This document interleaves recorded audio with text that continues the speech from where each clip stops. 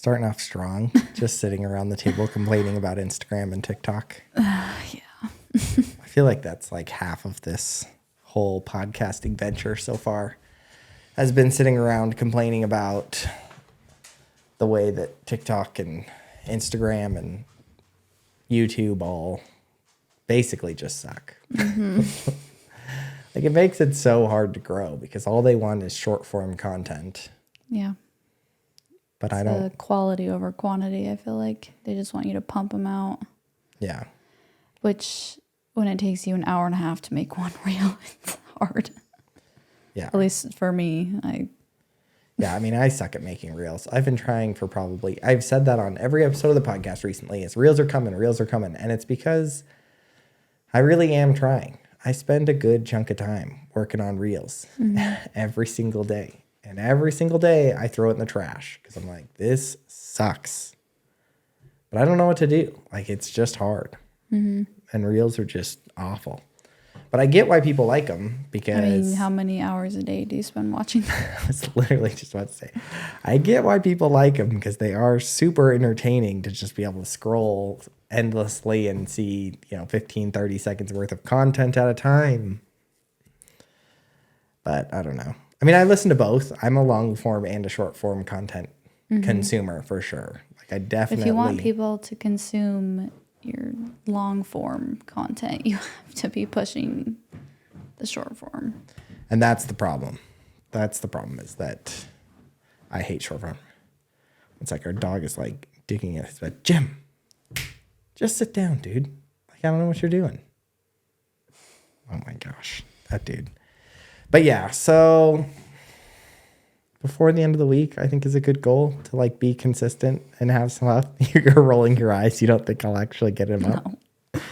Come on. I'm waiting for it to post. Don't say that.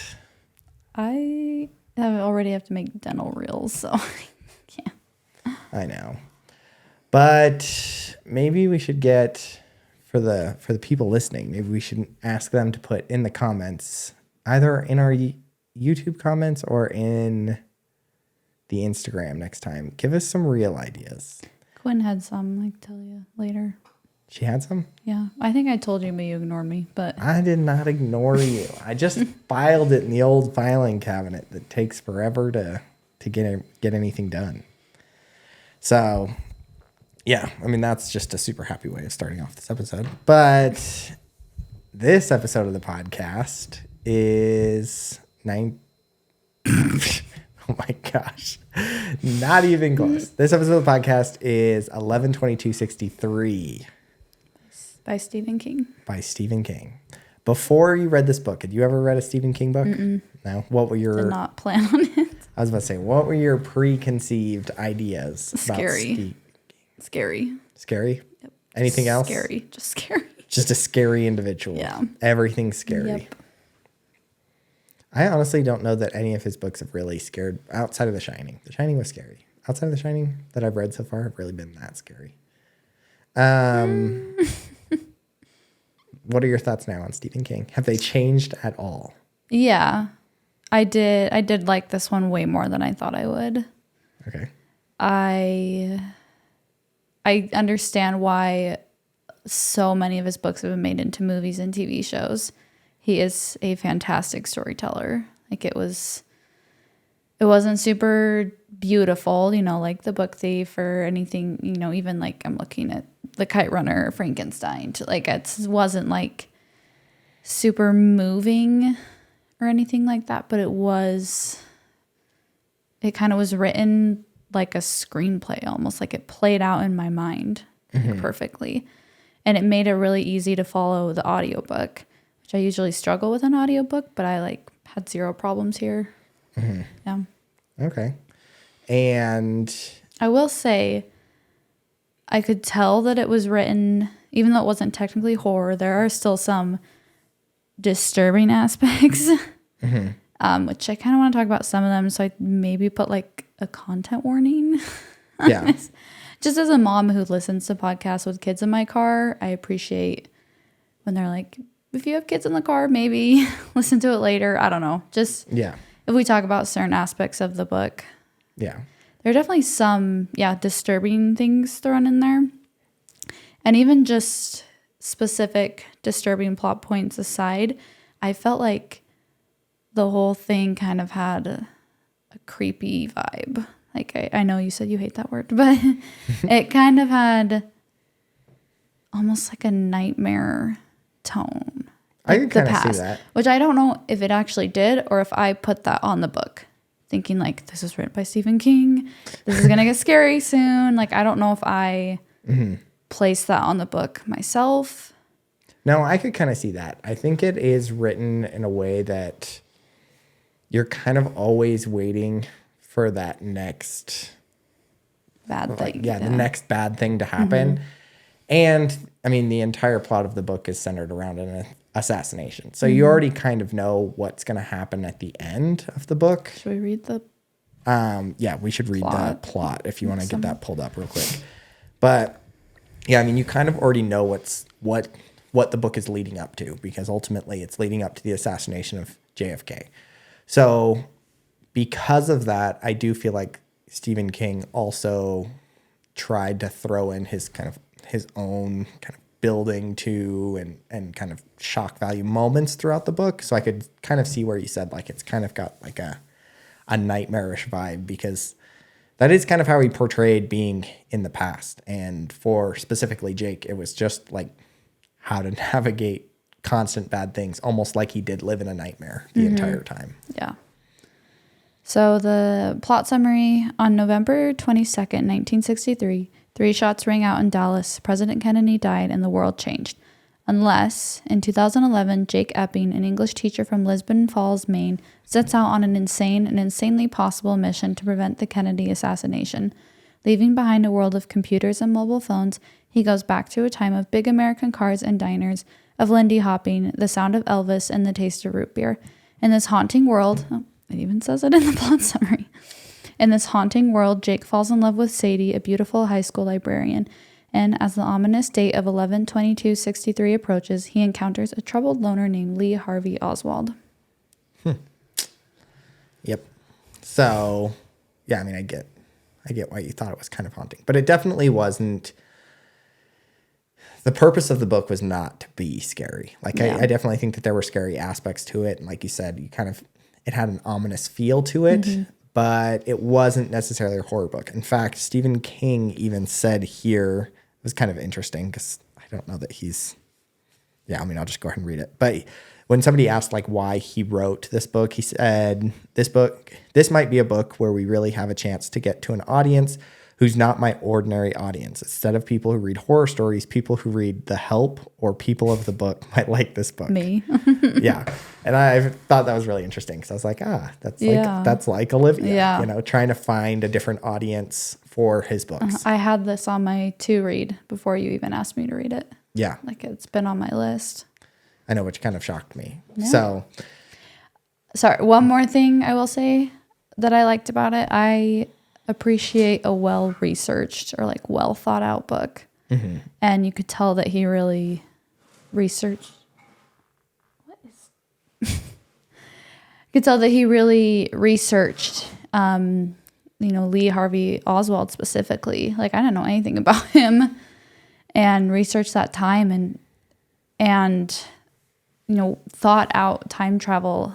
I usually don't love time travel books or movies because I'm like, well, what about this? What about this? Like, there's so many questions. I feel like he thought it out very well, which I was really impressed with. 1, because it's an 800-page book, and 2, because Stephen King pumps out so many books. Yeah. Like, how did you have the time to research and think out an 800-page book when like you're still pumping out so many books a year? Yeah. So I was really impressed with that. So you typically don't read a whole lot of 800-page books. No. I would say you're not a long book, I don't know, fan. I don't know. You don't shy away from the long page books, but I would say the books that you do like are typically in the 300 to 400 range. Right? Am I right? Probably 300 to 500. 300 Yeah, to 500? probably. Yeah. Yeah. I know at some points while reading this book, you would look over at me and you'd be like, this is It's a long. 30-hour audiobook. That's my complaint, Yeah. is the length. I was about to say, did this book kind of solidify that for you? Or did you not? I mean, did you think that No. there was a lot of fluff that could have been cut out from this book? I mean, what? So that's the problem. I'm like, oh my gosh, it was so long. But I don't really know what he could have cut out. There is one plot point that maybe could have been cut out. I don't know how What was that? deep you want to get into the plot. So I do want to get kind of deep into it. I kind of almost want to go chronologically with this book. So do you want to start chronologically, and I'll tell you when we get to it what I think could have been left out? Yeah. So for those of you who haven't read the book, we're going to kind of go through the plot of the book a little bit because I think it is very interesting, and talk about the things that I did and didn't like and some of the criticisms that I've read about the book just in general. But I'm going to try to not have spoilers at the very end. So there is kind of an ending twist to the book, or maybe we will. I don't know. I don't know how to talk about a book without spoilers. Yeah. Like in mine and Nicole's episode, it's totally spoiled. I don't right. know how to talk about it without. All right. We'll just say spoilers and then you can just skip ahead if there is spoilers. So I'll just warn you ahead of time. I have no idea what that dog is licking. It's driving me nuts. But so Jake Epping is a recently divorced man living in Maine. High school English teacher. High school English teacher. I felt like at the beginning of the book, he was one of the most bland characters. That's zero personality. Have ever read. Zero personality. Not at all. Like he was, I mean, a doorknob. Like yeah. I didn't like him at all in the beginning of the book. I actually don't even know that I liked him as a character throughout the whole book. I don't think I liked him until the very, very end. I don't think I disliked him either.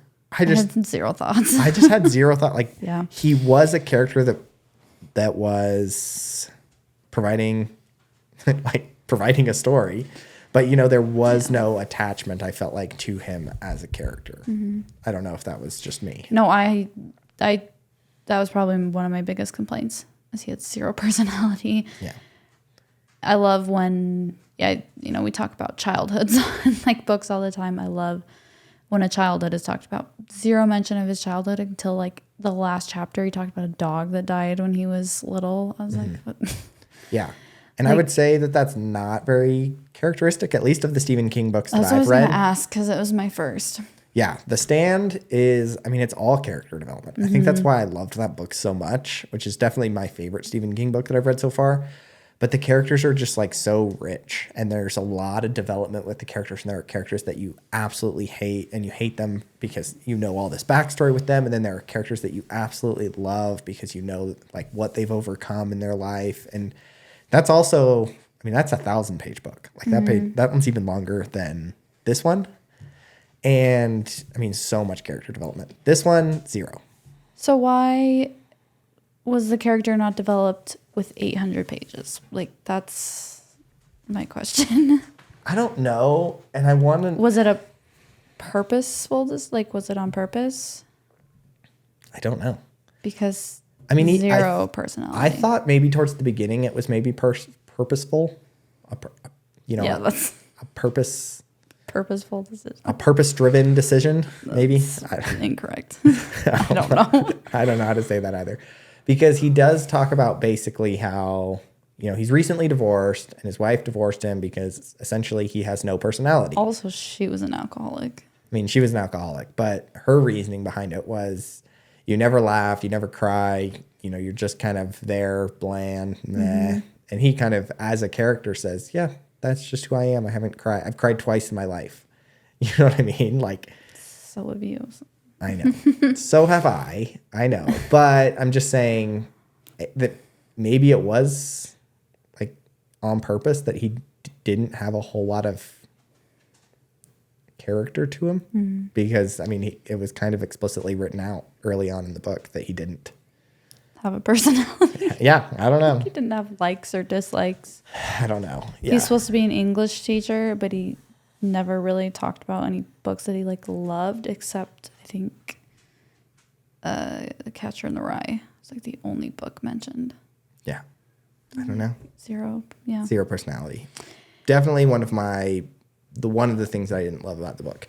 So yeah, this really just vanilla, character, Jake Epping, is teaching high school, and he eats burgers at a burger joint in town that is a little bit unsavory. Al's Diner. Where he meets the owner of this restaurant, Al Templeton, which, by the way, all I could think of every time he was mentioned was Boss Baby, because Templeton. Yeah, the entire time he's like, Templeton. And so I basically just pictured Al as Alec Baldwin the entire time I was reading this book. Side note. But yeah, he meets this owner of this diner, and he goes in for burgers one day, and it's closed. Oh, no, wait. Well, how does that happen? Can I recap? Yeah, you can recap. Okay, I so can't he's remember grading exactly. papers at the high school. Oh, yeah. And Al calls him, and he's like, I need you to come here right now. And he's not good friends with Al. No. He just eats at his diner. Yep. A lot because I don't know. He likes the burgers. Has no personality, so he can't cook. Anyways, he's like, okay, whatever. So he goes to the diner, and Al opens the door, and he's all of a sudden like way older than the last time he saw him, which was like the night before. And has cancer. And he is like coughing up blood and super sick. And he has lung cancer. He's dying. He's like, come here, I need to show you something. So he goes into the pantry, and he like walks down some steps, and then feels like he's falling, and then walks out, and it's like the middle of the day in their hometown, Lisbon Falls, and then starts seeing things that aren't the same. But it's 1950. Yeah, he doesn't realize that at first. He doesn't know what's going on. Then sees like a newspaper, realizes it's 1958. Mm-hmm. Drinks a root beer, goes back. He's like, what the heck? Like, yeah, there's a rabbit hole in my pantry. And so he and Al start talking, and he finds out Al has been going back to the past for a while. He's been living there for a while, and he finds out that every time Al goes to the past, it's only 2 minutes in the future. So he can be living in the past for 3 years, come back, it's only been 2 minutes. So that's why all of a sudden he looks older. But every time that Al goes to the past again, it resets anything he did the last time he went to the past. Starts back over, same day in Yes. 1958, resets that same exact day. Everything that previously happened didn't happen because it's back to 1958. So Al tells him that he wants to stop the Kennedy assassination. Wait, can I pause here for a sec? This is hard to recap because there's so much. I know, there's a lot. But that was one of the biggest complaints that I read online, was that for a book that was very science fiction-ish, like it won the award in 2011 for best science fiction book on Goodreads. And it also won like a ton of awards, like LA Times Book of the Year, like a ton of awards, but it was always like science fiction based. And really what people didn't like about the book was that although the time travel was really, really well thought out and very detailed during that explanation with Al, outside of that, there's not a whole lot of science fiction that goes into it. No. You know, like they basically break down the entire aspect of time travel and try to lay out everything that happens in this rabbit hole in like this, probably the first, I don't know, 100 pages would be my guess. And then after that, the whole rest of the story basically doesn't touch science fiction at all. Yeah. And I think that was one thing that some people really liked and some people didn't, because obviously he was trying to reach a very different audience. He was trying to reach people that read The Help. And then there were people that were kind of his core audience that had read, all of his other books and were like, all right, dude, this was not so much a science fiction book as much as it was, in my opinion, a romance over everything. And then with a little bit of science fiction mixed in early on. So would you agree with that criticism? Would you say that it made the story more palatable for you personally? Yes, because I don't like science fiction. Okay. But I see that there wasn't any more science fiction After that. And I don't even know what genre I would classify. I know. As. I just would say fiction. Fiction, yeah. Because a catch-all fiction. Yeah, I don't even know. You have science fiction. You have historical fiction. You have a little bit of horror. You have romance. You have you have a little bit of everything.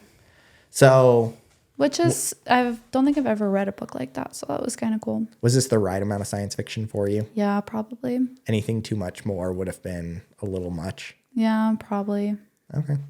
Yeah. So I just wanted to know kind of what your thoughts were, because the reviews online are very split, I would say. Again, this won a ton of awards all over and like very much critically acclaimed. And then I felt like there was a group of kind of his core audience that was a little bit let down with how little science fiction there actually was to it. Could see that. Especially for being, from my understanding, one of his only time travel books, if not his only time travel book. I think it was just a little disappointing for some people who kind of wanted to dive a little bit deeper into how Stephen King imagined time travel working, because ultimately it was a cool concept, but not very well explored. Like there was, at some point during the book, they talk about how there are multiple rabbit holes throughout history and, in different places. That's where I'm like, okay. But it doesn't ever dive any further into that. Ultimately, it sticks to this one rabbit hole, Jake Epping going through it to 1958, and that's it. And it's just explained through the eyes of a burger flipper. And that is for 10 minutes. And then the story continues on and moves forward from there. I could see how that would be misleading to go into it thinking it's a science fiction time travel book. I could see it being misleading if you go into it thinking it's going to be about Kennedy. I think it's best to go into this book blind. Like, don't read the synopsis. Yeah. Honestly, I think it's best to just go in blind. Yeah, because it's also not really about Kennedy. Like, Kennedy's in it for just so little. Yeah. So, continue on where you left off. So, he explains to him that he wants to stop the Kennedy assassination because he says if Kennedy wasn't assassinated, then Robert Kennedy wouldn't be assassinated and Martin Luther King wouldn't be assassinated, and then Vietnam wouldn't have happened, a whole bunch of stuff. And I just kept thinking, I kept waiting for Al to be like, and my brother died in Vietnam or something like that. That made it personal to him. But there was nothing. He just like thought that he should stop this. Yeah. That I was kind of like, okay, what? Why do you want to stop this? Like, why do you feel like you need to change history? So that was kind of hard for me to wrap my head around because it just had like no personal, connection for Al, but that's what he wanted to do. And he says that he has tried, and he's gotten close. He's figured out like Lee Harvey Oswald's movements. He has this notebook just filled with like a timeline of him because he like tried to defect to Russia, and then he has like a timeline of him coming to the U.S. and all his movements right before the assassination. And Al talks to Jake about how the past doesn't want to be changed. They said the past is obdurate like a million times. The past will try to stop you, which that was probably the most nightmare. That's where the spooky comes from. Yes, that's kind of the nightmare effect, I thought, was the past physically trying to stop him, like with flat tires and stomach flu and like just all this random stuff. Psychos trying to kill you. Yes. I mean, it does go a little bit horror-ish. So Al says that the past gave him cancer because now he's going to die, so he can't change the past. So he tells Jake that he has to take over and do it. And Jake's like, okay. Again, he's just the most vanilla character ever. He didn't say okay. He goes home. So wait, I want to pause again before we go into this next section, because this is the next most controversial part about this book, actually. These are both probably early on, these are probably the two most controversial points of this book. And that is basically that there's too much like Stephen King political ideology kind of wrapped up into this book. So essentially, like, there are a lot of people that say that, one, they felt like the book basically like lionizes or, you know, worships JFK and says that, you know, he was kind of what stood between America and just constant warfare that we've been in for, you know, since Vietnam, really. And then basically demonizes everybody that came after him and led people into war. And then on top of that, it also is political because he denies all conspiracy theorists. So there were a lot of pretty angry conspiracy theorists online that saying that, you know, he essentially invalidates their claims that Lee Harvey Oswald didn't act alone. So did you feel like that was kind of beaten over the head at all? Did you feel like that was, I don't know, shoved down your throat? Because it's definitely the plot of the book. Like, it is the purpose. But I personally, I don't think felt like it was shoved down my throat. But it was definitely, like, he definitely wrote it from his own personal biases and his own personal perspective. Kind of, because not that I'm happy that someone, like, that he got assassinated, like, it was horrible. But I just kept thinking, like, was he really gonna save America in the world? Like, yeah, really? Him not being assassinated would have made everything perfect.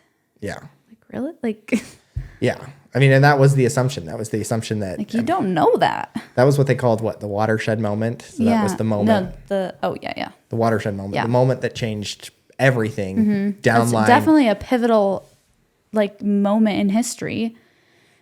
But, like, how do you know that Kennedy wouldn't have gone into Vietnam? Or that, you know, from there, Martin Luther King, I mean, basically who was saying that. His jumps, if Kennedy wasn't assassinated, Martin Luther King wouldn't have been assassinated. I was like, that's a pretty big leap. Yeah, he was like, race riots wouldn't have happened. Yeah, he was saying that, like, there would be no racial inequality from one man being assassinated. Yeah. So my personal opinion of this is, I do think it was written through that lens. Like, I think there's a lot. I mean, obviously, anybody who's done any research on Stephen King knows that he's a pretty left-leaning individual. He's definitely. Yeah, definitely not. I mean, yeah, very left-leaning individual. And I think that does come across in this book slightly. However, my biggest thing with that is, like, the reviews that I read online were like, I can't believe he would write like this, like, left-wing garbage, you know, on all this kind of stuff. I was like, that. I think that if you expect somebody to not write based on their own personal beliefs, like, then you're crippling somebody as a writer. You can write whatever you want. You can write whatever you want. Yeah, I don't have to agree with you 100%. You don't have to read. Yeah. What you like? You don't have to read what they write. I actually think it's good to read what they write. I think it's agreed. But if it's going to make you that angry, I mean, if it stirs you up to anger, you've got bigger personal problems in your life. Like, you need to reevaluate. I agree. It's good to read different opinions and viewpoints. 100%. But to expect somebody who kind of lives their life in a way and has these personal beliefs to throw that all out the window and then write something just kind of like right down the middle line of everybody's political, personal, cultural views, I think it's just garbage. I think that's all we would get would be just like pandering garbage if that's what people decided to write. That annoys me more as a reader. It's like that pandering, trying to please everybody writing. That annoys me more instead of people just sticking to their guns and their opinions and their feelings. And I felt like this did a good job of kind of doing that. Obviously there was, like you said, like, there was kind of the idea that that would have changed everything. But I think that was more done plot-wise of the book, because again, he was trying to make the point that a single change in history has kind of that butterfly effect, and that, you know, can change history and change all of these different aspects that happen after it. But I don't think at any time it was ever like over the top. Does that make sense? Like I wasn't personally offended at any point in this book. And then I read the reviews and I was like, how can you go throughout life with just such a gigantic stick up your butt that you can't even allow people to be creative based on their own personal views? Yeah. Like you don't have to agree with them. You can go your merry way and say, like I do, I still believe the JFK assassination there was some not so savory involvement from third parties. 100% still believe that, even after reading this book. And, you know, Stephen King and I may have come to different conclusions, but I could still very much enjoy his perspective that was told throughout the story. So I just think that I wanted to make that point, because I think that was the other biggest. Like I went throughout Goodreads and read like 50 reviews, and a good solid half of them were people like left-wing garbage. I was just like, come on. Not at all. Come on, guys. I didn't get that at all. Like it just let people tell the story the way they want to tell their story, and then go on believing the way you want to, but enjoy the story, as long as it's not like, again, like malicious or shoved down your throat. It's not harming anybody. No. And I didn't feel like it was shoved down my throat either. No. I still enjoyed the story. Yeah, I really enjoyed it still. I didn't feel like it was shoved down my throat. I just was thinking, why? Yeah. I think I needed, what I would have helped me is if Al was like, my brother died in Vietnam. Something like that would have made me more emotionally invested.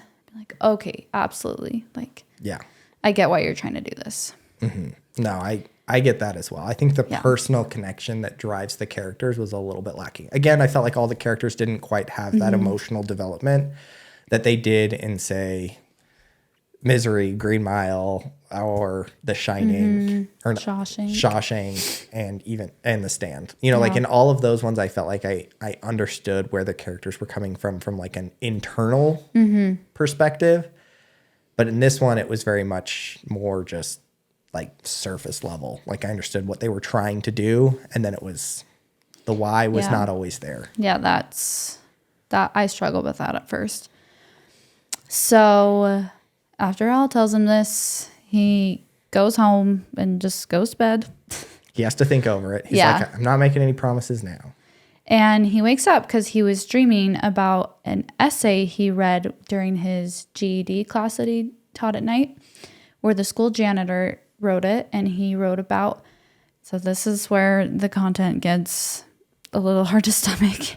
He wrote about the night that his father killed his mom and all his siblings and tried to kill him with a hammer. That was really hard for me to stomach. That was definitely the most gruesome part of the book. Definitely. More in line with Stephen King. So that's where I was like, okay, this is Stephen King. Yeah. So Jake remembers reading that essay and crying, which is like the most personality we've gotten out of him. Yeah. Like and for the third time in his life. Yeah. So he decides, I'm going to go back. He says, before I go back and stop the Kennedy assassination, I need to see how changing something so big in the past is going to affect the future. So he decides he's going to go back and stop. So the family's last name is Dunning. So I'm going to stop the Dunning murders. And I'm going to come back and see if it changed the future. And if everything's okay, I'm going to go back, stop it again, and then go stop the Kennedy assassination. So he goes back and he goes to the town of Derry, which you get a Stephen King cameo. The people in Derry are talking about how this was also hard. A bunch of kids were just killed by a clown in the sewers. And so you get a little It crossover, which I did not sign up to read. Which I remember talking to you, and I was like, they're talking about It. And you were like, what? No, I'm like, you thought Stephen King invented another murderous clown. Like, No, I thought I know. I thought who was that guy? They're just John. I don't want to know his name. There was just that documentary on Netflix about the guy that used to dress up as a clown. And he was a clown. He was a clown. And Yes, it's based on a true story. And so that's what I thought he was referencing. I thought that it was time period specific, trying to reference that. That's it. But no, yeah, I went back and looked. I haven't even read that. I went back and looked. It takes place in Derry, Maine. Derry, Maine. And so, yes, he is referencing the clown from it. But what I will say is this section in Derry was actually my favorite section of the book. Okay. I thought it had the town was so creepy. The town was creepy. Why does anyone live there? I don't know. The people were rough, but I felt like it had the most development in the story. Yeah. Like you really got a feel for how the past played. Like, because the past in this book, the past is a character. I mean, essentially, the past has a role in trying to keep everything the way that it already happened. So the past is playing its game. It's trying to throw curveballs at you. So in Derry, I feel like that's where I really got a feel for how the past works. And then it's also kind of how you get to know Jake and like his investigative process. Because ultimately that's what he's doing. You know, he's trying to investigate things and try to learn. And there were some really cool characters in this section that I liked. I really liked kind of the bookie that he talks to. Mm-hmm. You know, and so, I don't know, there's a twist with another character who kind of hates the Dunning family, who ends up being like a very interesting character as well. I just felt like that a lot of the characters in Derry had a lot more depth to them as characters than a lot of the other characters throughout the book. Yeah. I could see that, but it's just hard for me to stomach anything that happens to kids. I get that. Because the first time he waits too long and he gets interrupted by the past and the character you were just talking about. I can't remember his name. Bill Turkett, yeah. And he is not able to save one of the kids. Yeah, one of the kids gets smashed by the hammer again. I mean, it is. That's what happens. So that was really hard. That was really hard. So then he goes to the present, and Al overdoses on pain meds. He's like, can't do it anymore. And then we left out the yellow card man. Oh my gosh, this is so hard to recap. He goes back. Well, yeah, I mean, we'll talk about throughout the entire book. I'll say right now, because we did forget the yellow card man. There's somebody who kind of lives in the past, but recognizes people trying to change the past. Yeah. They call him the yellow card man. He's basically a drunk dude that is right at the entrance of the rabbit hole. And there's like a ritual that you have to go through that basically is like throw him a nickel and say, see you later, dude. Yeah. So it's very interesting and very vague with the yellow card man. It does circle back at the end. And this is when I talk about like kind of opening up the world of like more rabbit holes and everything like that. It does come back later, but he doesn't play a huge role early on. So he goes and he actually stops the Dunning murders this time. I guess Kate in the present. We don't have to talk about that either too. So he stops the Dunning murders. He stops another lady from getting paralyzed. And then he goes, I'll say in the present, he like looked up Harry, the janitor, and found out that he died in Vietnam. After he's like, his whole family survived, but then then Harry dies in Vietnam. But then he goes back and he stops the Dunning murders. This time he shoots the dad in the cemetery before he gets the chance to hurt his family. And then he kind of meanders around for a little bit. So I was kind of like, okay. Yeah, he's in like Florida for a bit. It's just kind of, because he has to wait 5 years. Yeah. Like at this point, Lee Harvey Oswald is still in Russia. Yeah, so he's just trying to kill time till he gets to 1963. Then he ends up in Dallas, and he hates Dallas. It's like... He says it reminds him of Derry. Yeah, it's super gritty, rough. He, like, sees someone shoot, like, a prostitute. like a young prostitute, and he's like, all right, I don't want to live here for 5 years. He talks a lot about like kind of the racial tensions there Yeah. too, which are very like, I mean, he brings up quite a bit throughout the book, as far as like, There's still segregation. there's still segregation. There's still, you know, I mean, it's the 60s, early 60s, late 50s, early 60s in the South. Like he's in Florida and Texas. So, I mean, obviously there's quite a bit of racial tensions and segregation and just overall, you know, not a pleasant society of equality. Yeah. So he moves to Jody, Texas, and gets a job teaching high school because, you know, curriculum from 2011 just transfers over so nicely to 1960. This was the part that it started to drag a little bit for me. If I had any critiques of this book, it would be the time in Jody is so long. Teaching high school, he makes friends with the school librarian, but then she dies from cancer. All right. And then, what? But, yeah, no, you can keep going. This is what? I was going to say, it's pretty detailed at this point, because this part, a lot happens here in Jody. Okay, anyways, a new librarian comes in. Her name is Sadie. They fall in love. There we go. Okay, you find out that Sadie... Did you like the relationship between Sadie and Jake? Yes, because it gave him a personality. Okay. Yeah, I could see that. It gave him one thing that he cared about. This is why I say that this book is a romance book, because really the entire first, what is that? Probably quarter, maybe third of this book is kind of that building into Derry.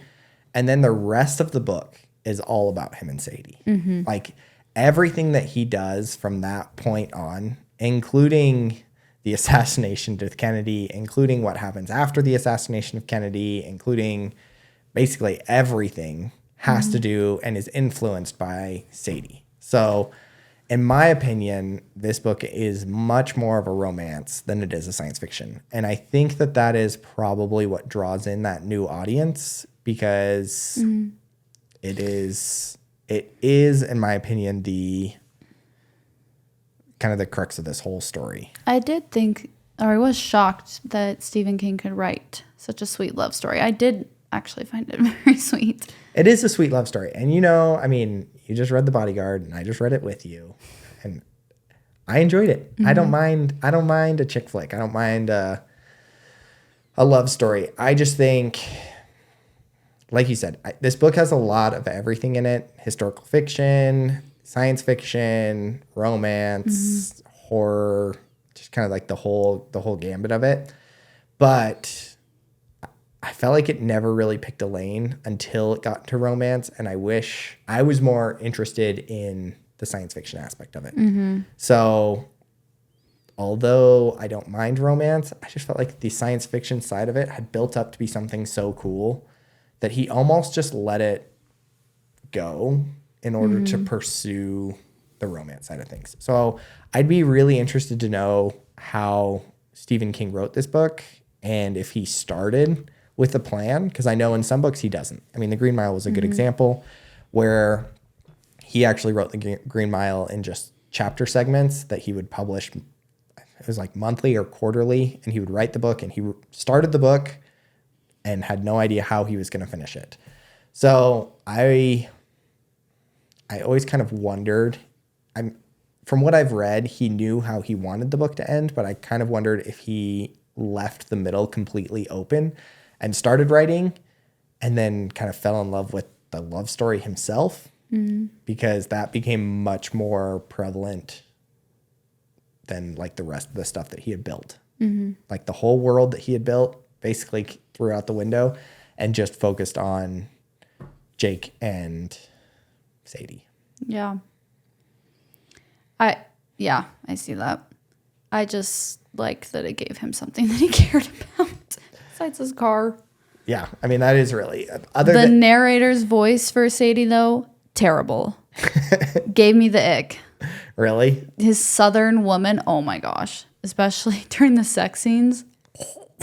Yeah, They weren't graphic, but enough that I was like, all right. I mean, I would imagine, I've never read these books. I'd imagine they're probably just about as graphic as like Twilight. I don't remember Twilight. I wasn't allowed to read the ones that had any sort of description. Nice. But yeah, I mean, they're not graphic at all. But No, they're definitely but they are fade awkward. to black. But it was, I don't think it would have been awkward reading it with the narrator's Southern woman voice. It was so uncomfortable. The narrator's Southern woman voice cannot be any worse than the male voice of the bodyguard. Oh, was that bad? Gosh. I read that one. Most narrators doing the other gender is rough. It's rough. I don't know anybody that can do it well. Yeah. I mean, yeah, because I know the guy that does the Jack Carr books, he's done a lot of books that I've read, actually. He did Project Hail Mary. Yeah, he did Project Hail Mary. His girl voices. It's usually bad. Terrible. And women doing male voices is usually bad. Yeah, it's usually bad. So it is bad. It was the Southern woman. I was like, oh my gosh. Yeah. So this is, and I get it. This is where Jake kind of starts to get a personality. Mm-hmm. And it was sweet.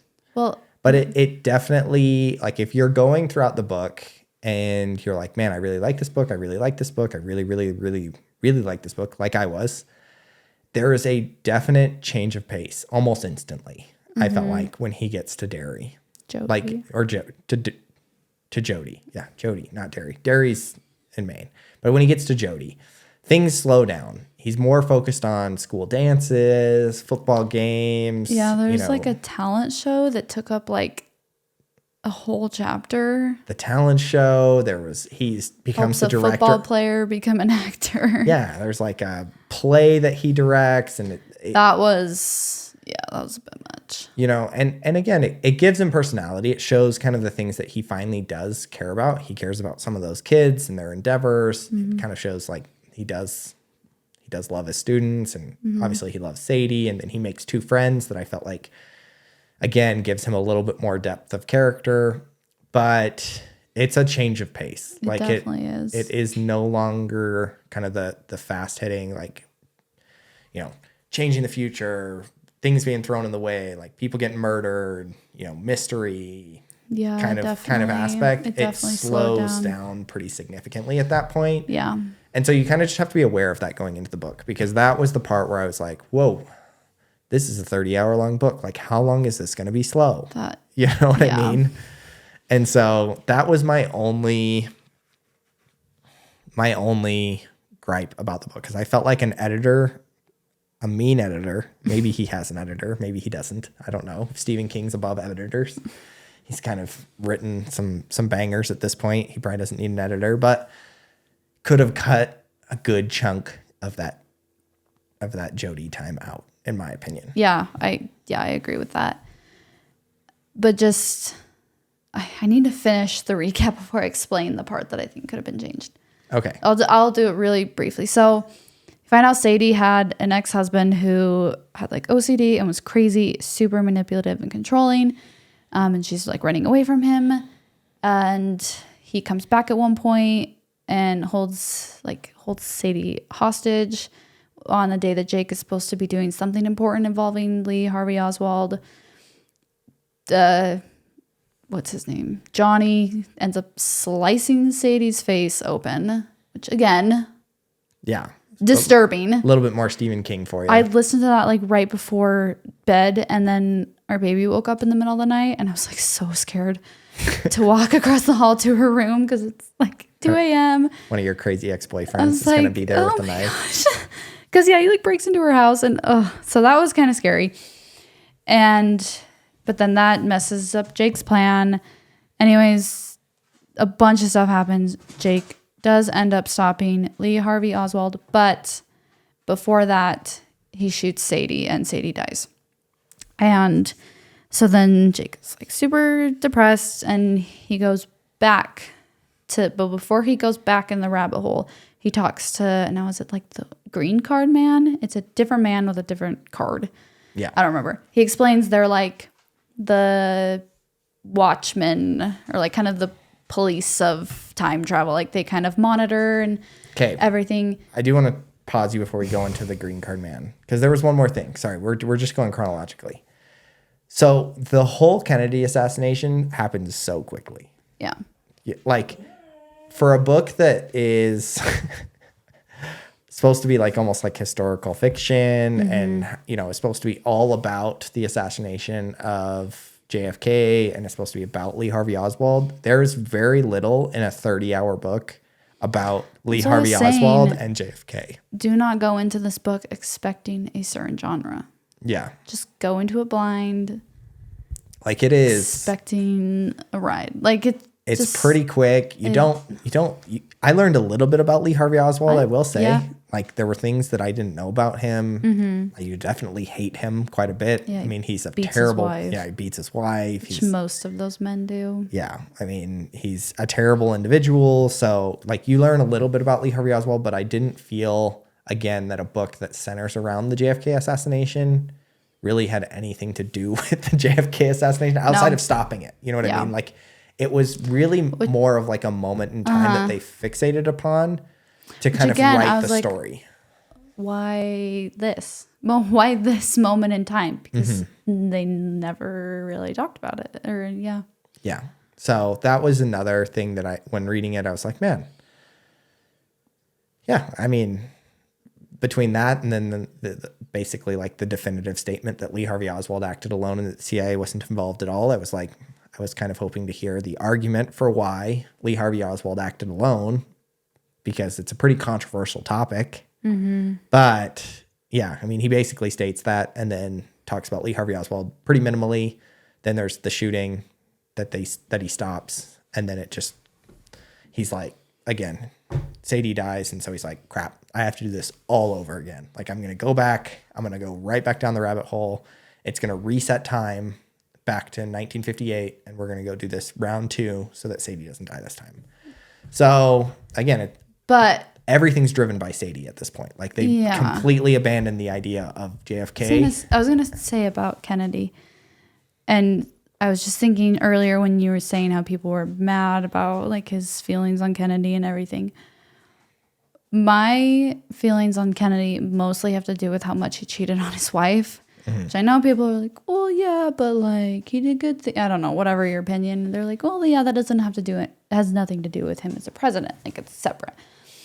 I think how you treat your wife speaks volumes about you. As an individual. Yes, which is kind of a theme in this book. Is there are several instances of cruel men, like men who are cruel to their wives leaving them, and they snap. Yeah, I mean, that happened in Derry. Yeah, that happened with the Dunning family, Lee Harvey Oswald, and Sadie's ex-husband. Yeah, there are definitely a lot of and that kind of Kennedy in there, because he is an insane amount how much he cheated on his wife. Yeah, but it's interesting that there are a lot of bad men, like you pointed out. I'd never thought about this, but there are a lot of bad men in this book that kind of drive terrible events, and then you have JFK, who also wasn't the greatest husband. I mean, it's pretty well documented the amount of infidelity, like a shocking amount. Yeah. Are you tired? How do you have the energy to run a country? Yeah, I don't know. But on the flip side, he's kind of treated as like the white knight of this book, like the savior of the United States. So it's interesting that team didn't play completely out. I don't know why. Bothered me about Kennedy. Yeah. Like it's So yeah, again, go into this book knowing that there's just a lot going on, which is good. I think that's a good thing. There's a lot going on because it is an incredibly long book. And if there wasn't a lot going on, it would be really hard to get through. Yeah. This book is very easy to get through. You are entertained the entire time because there's so much going on, but it doesn't really stick to one theme ever. No. So don't go in wanting one thing.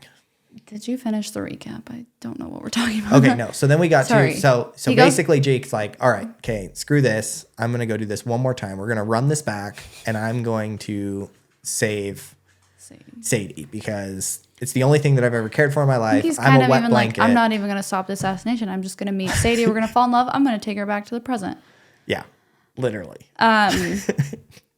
Yeah, so he goes back to the present. But he goes back to whatever the town is that he's from to go try to Lisbon go. Falls, and the green card man is like, dude, you screwed up. Yeah, there's like there's a new dude waiting out there. Yeah. And he's like, yeah, you screwed up. Like, we kind of are like the watchmen of time travel. We kind of monitor everything and make sure it's not changed too much, because when you change big events, it like... I didn't understand this part. Yeah, I didn't really either. I've just tried to explain it. I was like, I don't know. Basically, from what I understand, is it kind of takes almost like string theory. Yeah. And it basically says that every time you go back in time, there's a new string. And every time you change something, the string like vibrates is the way that they kind of described it. So that all of these vibrating strings are now banging up against each other, because there's like thousands of strings from Jake, not thousands, but there's tens of strings going back from Jake going back multiple times now, Al Templeton going back multiple times now, and they're all changing things and vibrating, and it's basically hitting each other. And that's what's causing all of these like disturbances in the future. So like when he walks back into 2011. like 2011, basically the world's gone to complete crap. There's like nuclear destruction, earthquakes. Yeah, everyone's like covered in sores from radiation. It's just like Gotham City, like the purge going on. Seriously. People are like throwing rocks at an old man in a wheelchair. Like, turns out to be Harry Dunning. Yeah. And then it has nothing to do with like bad people becoming president after them. It has everything to do with like, it's like earthquakes and like, it's like I think past is like time is like splitting, like slamming into each other is the way that they talk about it. So like, I can't remember, but there's like entire continents that are gone. I can't remember. They're like undersea, like completely. Japan's gone. I know that they mentioned that. Like, again, it's all these natural disasters coming together with also like nuclear destruction, everything like that. So he goes, he sees like everything that happened, and he goes back into the past again, and he sees the green card man again, and the green card man's like, did you see what happened? You screwed up. You screwed up, dude. So you got to go back and you got to go back, and you can't change anything from the past. We got to leave the past completely the same, and you just got to go back and live your life. And enter in third plot hole that people don't like online. And it is kind of this idea that like the quick reset button in books, people don't like that. I don't know if I personally didn't view it as a quick reset, because the character didn't use it to get the outcome that he wanted, if that makes sense. That was, it like didn't end happily ever after. He had to decide to leave Sadie. Yes. That was kind of like the touching moment. That was his growth moment. So I didn't quite see it as like a quick reset, but there were a lot of people online who just said like lazy writing, lazy ending, that you could just go back, like walk upstairs, walk downstairs, and then everything be okay. And so I don't know. That was one of the criticisms of the ending of the book, whereas I actually really loved the ending. I thought the ending was really well done, and I think it is kind of whether or not you want this to be a sci-fi book or whether or not you want this to be a personal development story about Jake Epping.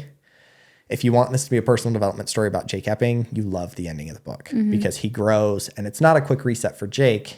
But if you want this to be a sci-fi story, then it's a quick reset on the world of sci-fi. Yeah. And so you might be disappointed in the book and the way that it ends, because it ends in a way that is kind of lame sci-fi wise and leaves a lot of questions and doesn't answer a whole lot of things. And again, it doesn't dive too much into the world of rabbit holes.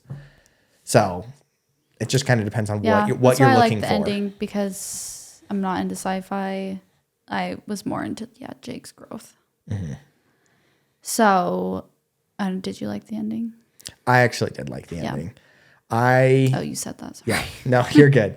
I thought it was really well wrapped up. Yeah. And again, for somebody who didn't like all of didn't like how long the section of Sadie's romance was in the book, I still appreciated Sadie's romance in the book. Like you said, it was what gave Jake depth. And I felt like it was a very important part of the book, and I liked it. I just felt like it was a little long. That was my only thing. Yeah. Whereas the end wrapped up perfectly. I felt like the last little bit of him, kind of finding that closure in his life was absolutely perfect. It was the perfect bow, the perfect end to the book. In my opinion, there really wasn't any other way that I felt like he could have done it better, in my opinion. Yeah, I agree. I did like the ending. I liked how it ended. It made me a little teary when he's like saying goodbye to Sadie, like in his mind. Like, it was really sweet. The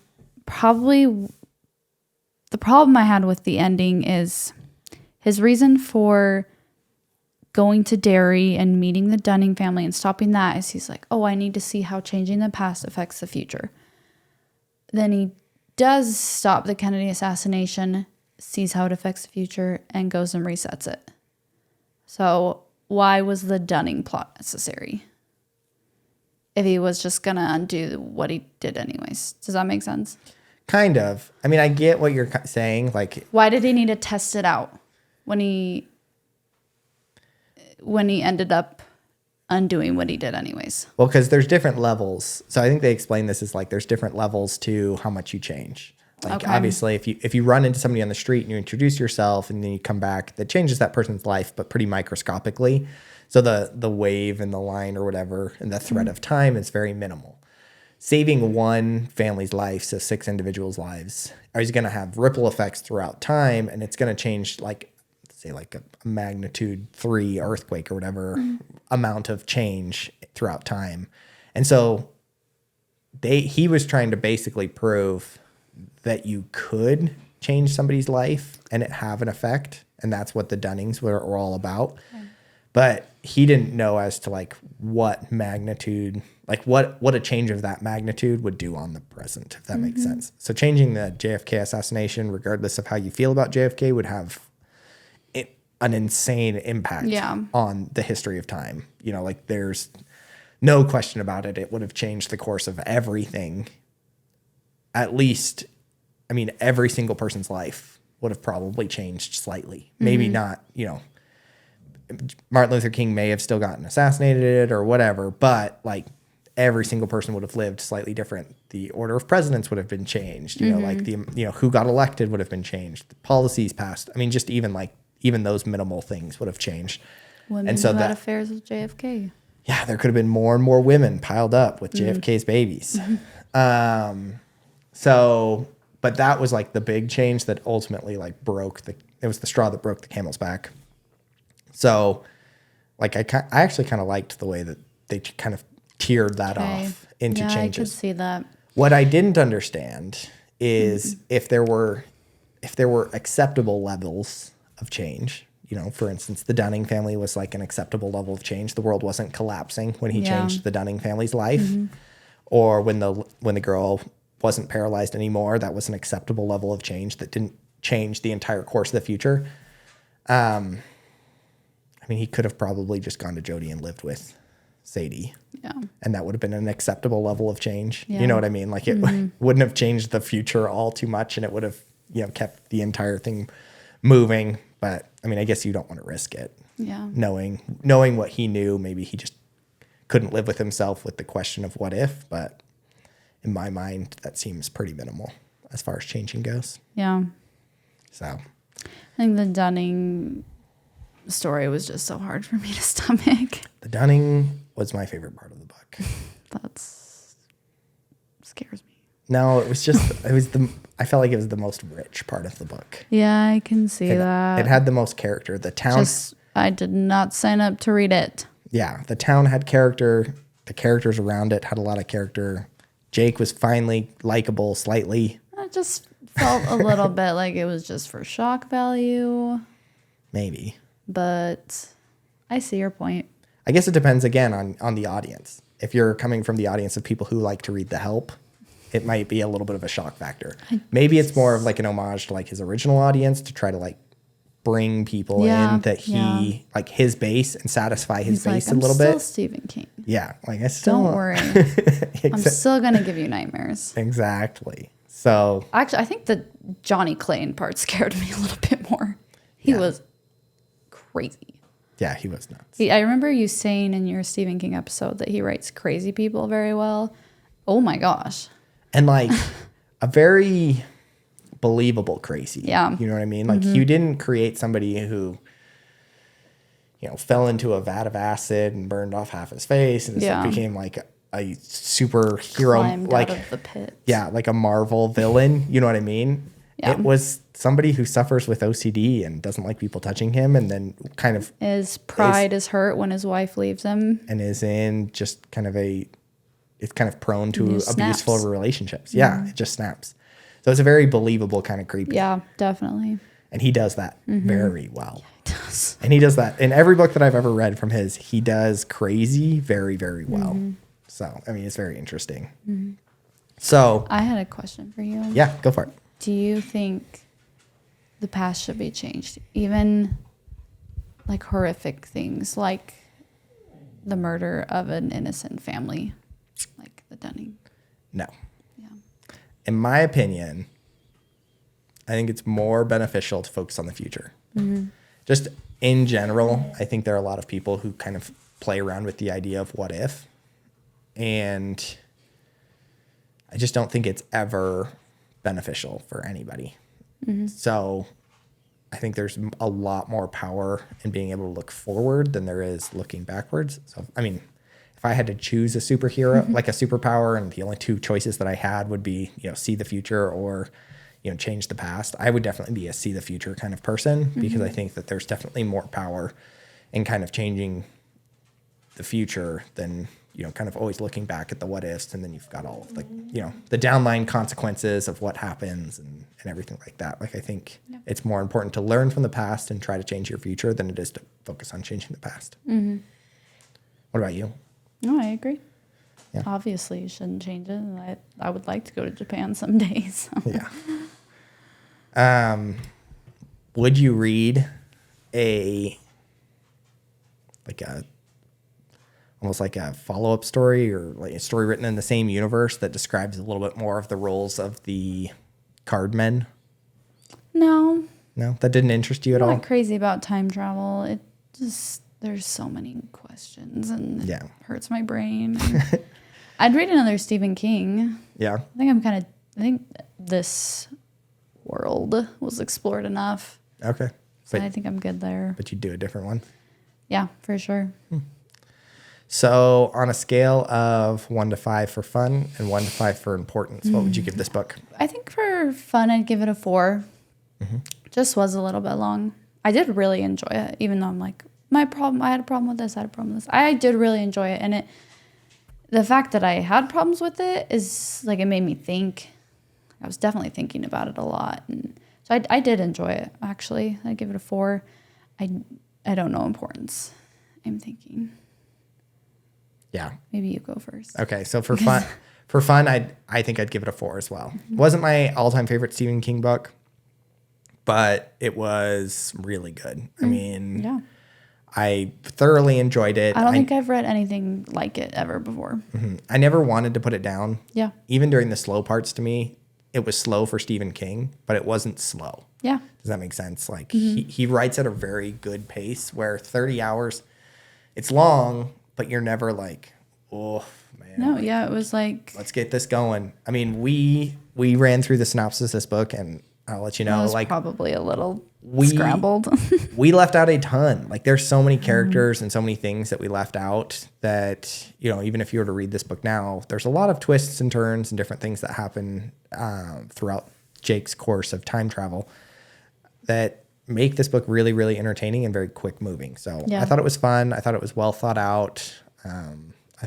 I really did like the science fiction aspect of it. That would be my only reason why it wasn't a 5. I wish it would have dealt more into the time travel, less into the romance, but all in all, I still really, really enjoyed it. And then as far as importance, I mean, I don't think that this is that important of a book. I don't think that the only probably like important lesson to be learned like directly from this book would be, again, kind of the idea of kind of like watershed moments in history, maybe, like the idea that there are moments in time that have, big effects on you. And instead of looking at it from like, how can I change those moments? It's like, how do I take advantage of those moments in my life that can, have positive consequences in the future?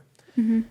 I mean, maybe you could like glean something from that, but even that I feel like is kind of a stretch. So, I mean, I'd probably give it a 2 in importance. I think it's not like life-changing important, but I also don't think it was just a story that didn't merit any sort of importance. I mean, I learned stuff about Lee Harvey Oswald that I didn't know. I think that's why I would give it a 2, just because I learned a little bit about American history. Yeah. I mean, I learned stuff I don't think I learned any life lessons. Yeah. I mean, even the life lesson that I said is kind of a stretch.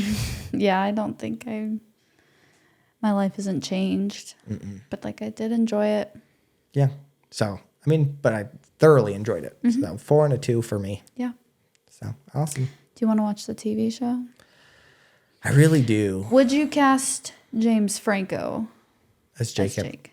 I don't know who I'd cast because he has no personality. I was just thinking that. I feel like James Franco's almost too much personality.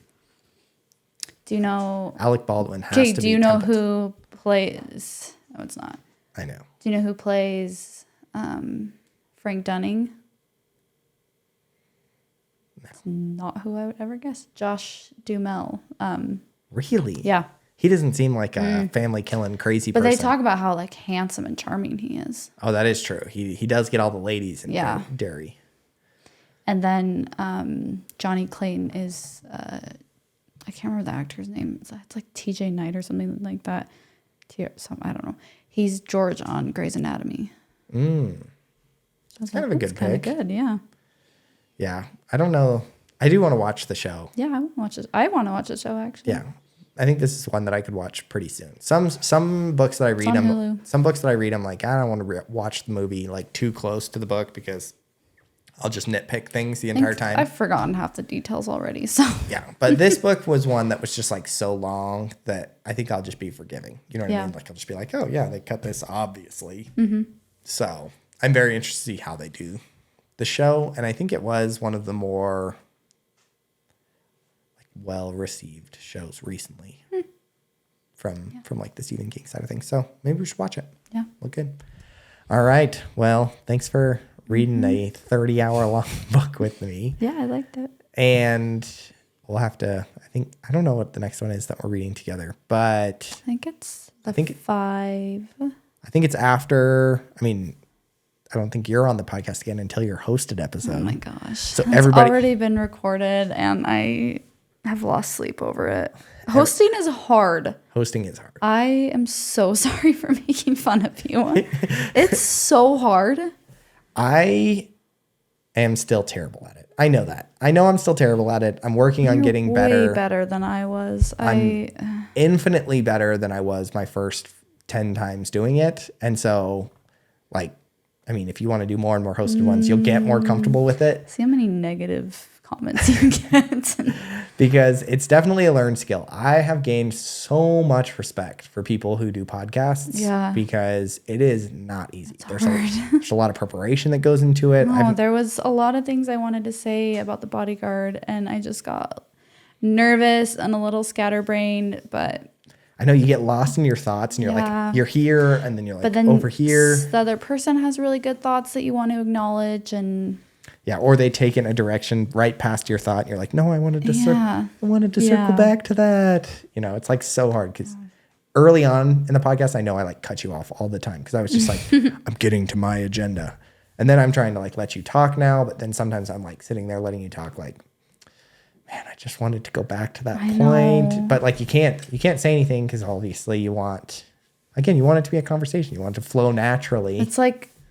It's so weird hard to have our conversations recorded. It's I feel like you're nice to me. And you're not inappropriate. So I'm not an inappropriate person. You're slightly inappropriate. That's fine. To me. So it's weird to have it recorded. Yeah. I did not make this explicit. Yeah. But that is listen for Nicole. Nicole's awesome. She has lots of good things to say. She had a lot of really good points about mental health, which we all need to hear. Yeah. Constantly. I'm excited about it. She did awesome. I think I'm going to listen to it tomorrow and then cut it up into a bunch of reels. And then actually it won't be posted because you're going to be like, never mind. No, we're going to post it. So that one comes out the 14th on Valentine's Day. So that is the next episode that you're on. So everybody keep an eye out for that. And for those of you who are still listening, please make sure that you like, comment, and subscribe on YouTube. And if you are listening where podcasts are available, please leave us a 5-star review and tell your friends and your family and everybody you know about the Blackley podcast and read along with us, or don't read along with us, but at least listen. So I want people to read along because I want to turn this into like a book club almost, where large groups of people read books together. And you don't have to read every single book, but if we have a large enough audience, then a lot of people will read the same books and we can get some good discussions. We can do user submitted questions. All sorts of fun things happen when more and more people read the books. So we've released all the books for 2024. So everybody has no excuses. You can read along. So thanks for listening, and we'll see you next time.